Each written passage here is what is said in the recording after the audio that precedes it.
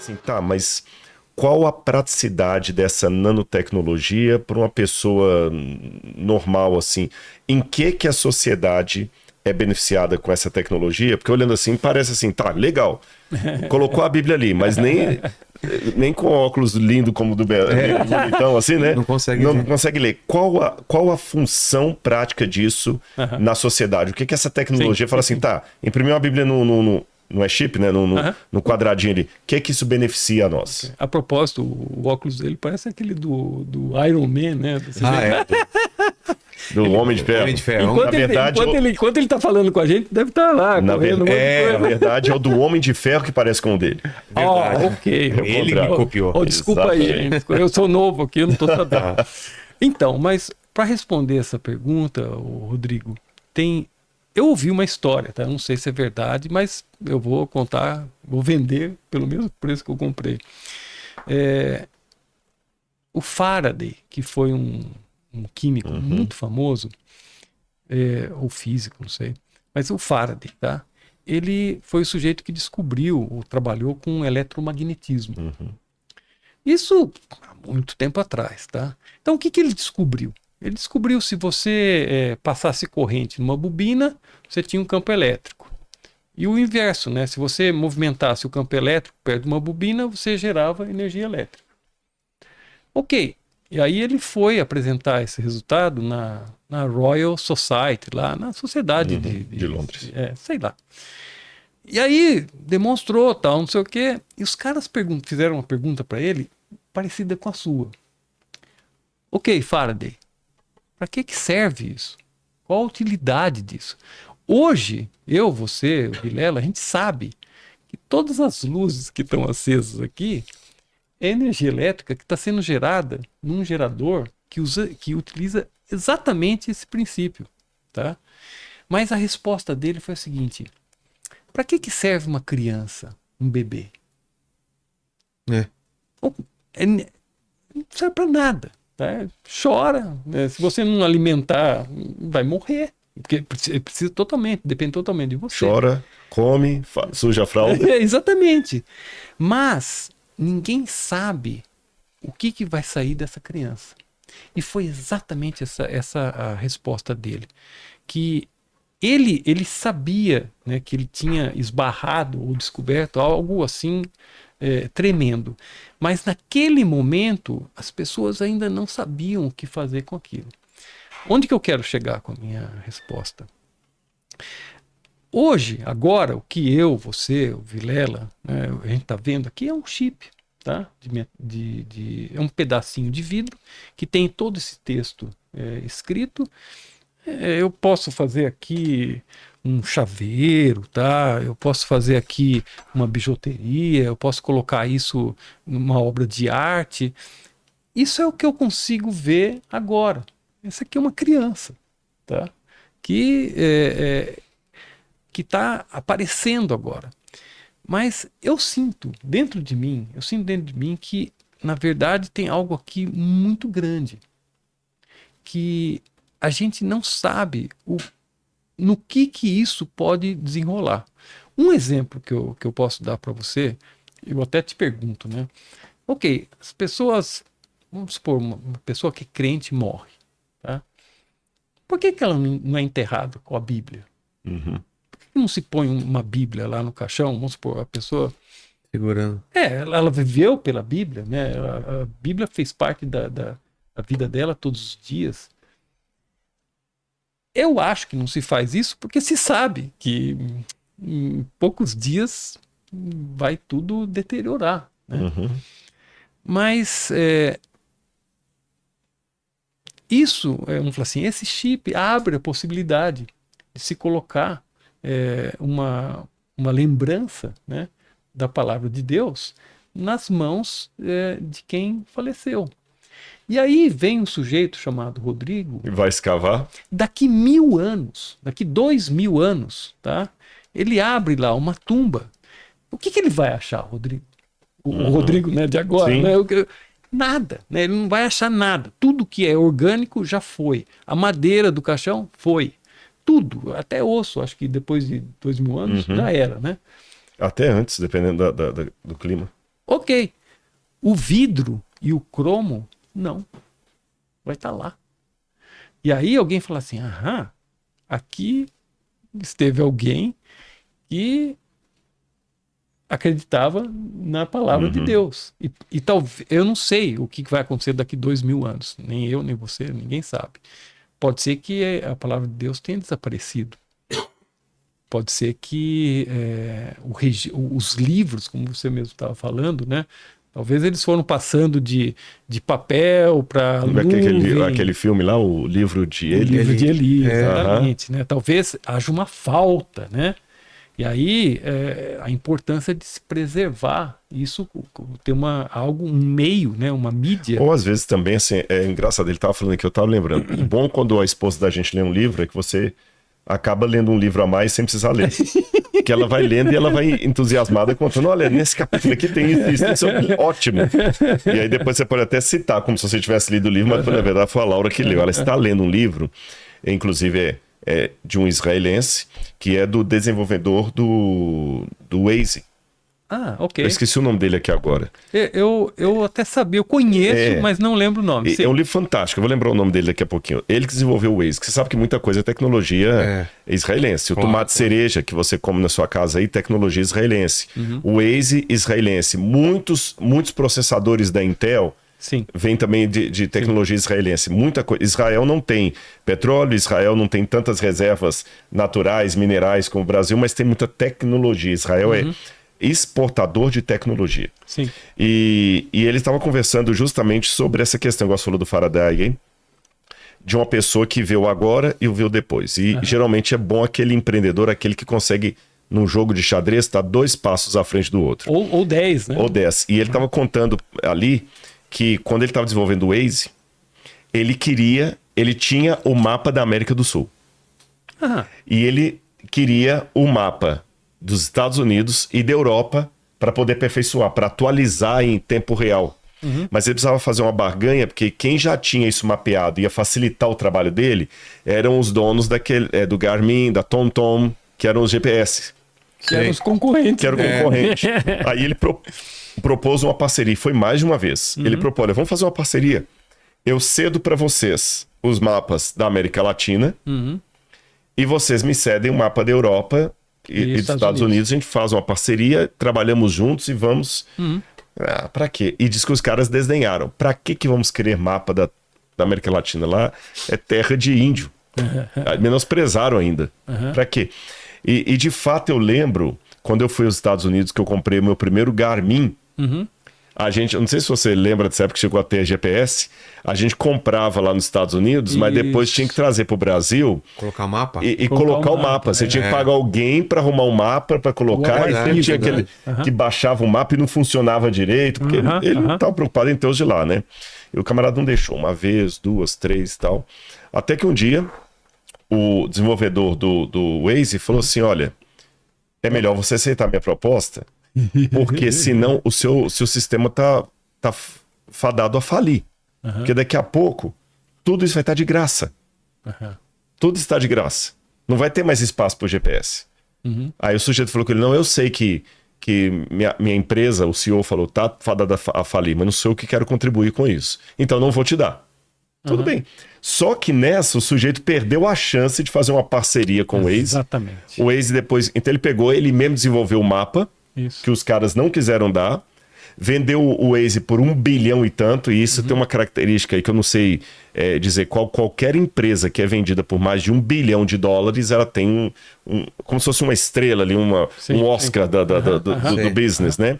E o cara lá do TomTom e da Garmin deixou de ganhar. Exatamente. Porque era parceiro, mas ele já estava pensando lá na frente. Então, naquela época, alguém pensava assim, para que eu vou desenvolver um mapa para ter no celular? Bobagem, já tem o GPS.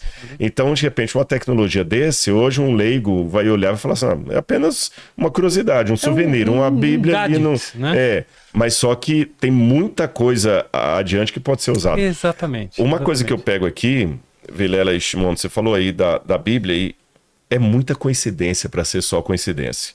A Bíblia foi um dos primeiros livros a a ser escrito da humanidade, não o primeiro, mas um dos primeiros, né? Porque você teve a produção dos textos na Suméria, depois teve o Egito, aí veio a Bíblia. E o primeiro a ser impresso no Ocidente. Quando você vai para Isaías, e de novo a Bíblia tendo destaque na época da nanotecnologia. Você vai para Isaías capítulo 40, versículo 6 em diante, diz assim: uma voz diz, proclame, e alguém pergunta, que hei de proclamar?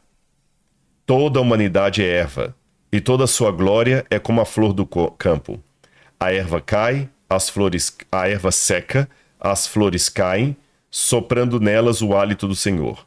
Na verdade, o povo é erva. A erva seca e as flores caem, mas a palavra do nosso Deus permanece para sempre. Então, olha que interessante. E, de fato, esse texto está cumprindo literalmente, porque desde que Moisés escreveu a primeira sentença do Gênesis até hoje, 2024, a Bíblia está aí. Apesar de ter, essa é uma curiosidade interessante, ter sido o livro mais proibido, mais destruído e mais atacado de toda a história. Uau! Nenhum livro foi tão atacado. Nenhum. Chegaram a destruir, queimar? Muito. Eu posso dar alguns dados para vocês aqui de curiosidade. Para dar esses dados, só quero saber uma coisa, para você ver como é que a tecnologia facilita. Quanto custaria, depois da tecnologia já inventada, tá? Hoje, quanto custaria para fazer Dólares. alguns dólares? Mas Alguns vai fazer o dólares. quê? Para fazer uma Bíblia dessa em chip. Ah, tá. Alguns dólares. Mas olha o que significava no passado.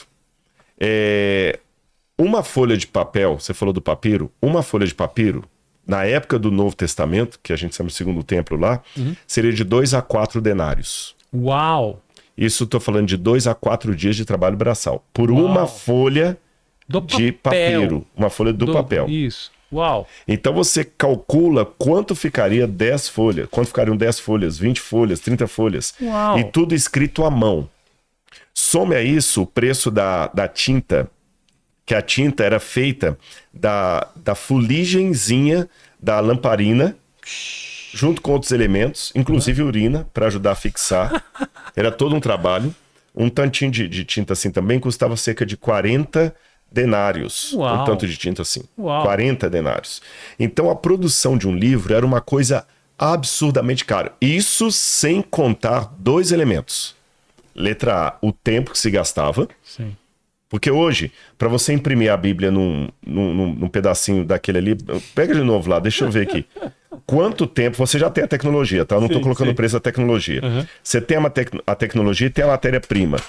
Só para o pessoal ver de casa, a Bíblia toda está nesse pedacinho aqui, ó. Não está no chaveiro todo, não. Consegue pegar o zoom aí ou tem que subir aqui um pouco mais?